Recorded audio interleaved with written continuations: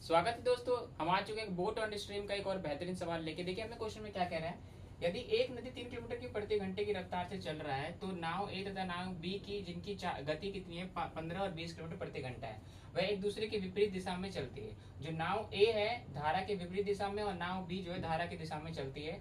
शुरुआत में दोनों के बीच की जो दूरी है 70 किलोमीटर है, तो कह रहे हो कितने समय बाद मिलेगा। बहुत आसान क्वेश्चन है। जब भी क्या है बोट एंड स्ट्रीम का आता है नॉर्मली सवाल, तो आपको पता होना चाहिए जो स्पीड होता है हम नदी की धारा का और नाव का दोनों का एक साथ लेके चलते हैं। जब भी क्या होगा धारा की विपरीत दिशा में चलेगा तो हम क्या लेंगे नॉर्मली बोट प्लस वाटर। तो बोट का कितना है बताइए। पहला बोट का नॉर्मली क्या है, अब ए क्या है धारा के विपरीत चल रहा है तो ए की गति कितनी नॉर्मली 15, ठीक है। और वाटर का दोनों में कितना चाल है 3, तो 3 घटा देंगे तो कितना हो जाएगा 12 किलोमीटर प्रति घंटा हो जाएगा।